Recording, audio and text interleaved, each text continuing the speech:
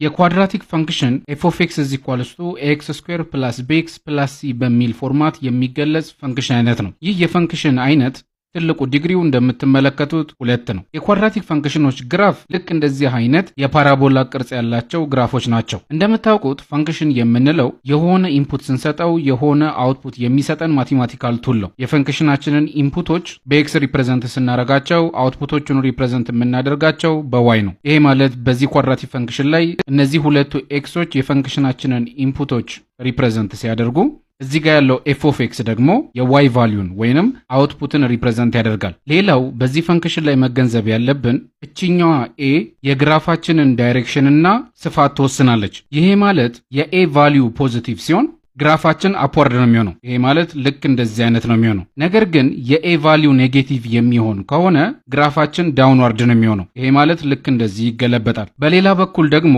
የa ቫልዩ የሚጨምር ከሆነ ወይንም ቁጥሩ ትልቅ የሚሆን ከሆነ ግራፋችን ናሮ ጠባብ ነው የሚሆነው። ይሄ ማለት ልክ እንደዚህ ጥብብ እያለ ይሄዳል። ነገር ግን የa ቫልዩ ትንሽ የሚሆን ከሆነ ቁጥሩ ወደ 0 የሚጠጋ ከሆነ ግራፋችን ዋይድ ይሆናል ወይንም ልክ እንደዚህ ይሰፋል። ለዛ ነው እችኛዋ የa ቫልዩ የግራፋችንን ዳይሬክሽን እና ዊድዝ ወይንም ስፋት ተወስናለች የምንለው። እችኛዋ b ደግሞ ግራፋችን ምን ያክል ሆሪዞንታል ሺፍት እንደሚኖረው ትነግረናለች። ይሄ ማለት የb ቫልዩ ከ0 እኩል የሚሆን ከሆነ ግራፋችን ምንም አይነት ሺፍት አይኖረው። ስለዚህ ግራፋችን ልክ እንደዚህ እኩል ለእኩል ግማሹ የግራፋችን ክፍል በቀኝ ግማሹ የግራፋችን ክፍል በግራ ነው የሚሆነው። በአንጻሩ የb ቫልዩ ከ0 የሚበልጥ ከሆነ ግራፋችን ወደ ግራ ሺፍት ያደርጋል። ይሄ ማለት ግራፋችን በዚህኛው ሳይዱ ይሆናል ማለት ነው። በተቃራኒው የb ዋጋ ከ0 የሚያንስ ከሆነ ግራፋችን ወደ ራይት ሺፍት ያደርጋል ወይንም ግራፋችን በዚህኛው ሳይድ ነው የሚሆነው። ስለዚህ የb ቫልዩ ግራፋችን የሚኖረውን ሆሪዞንታል ሺፍት ይነግረናል የምንለው ለዛ ነው።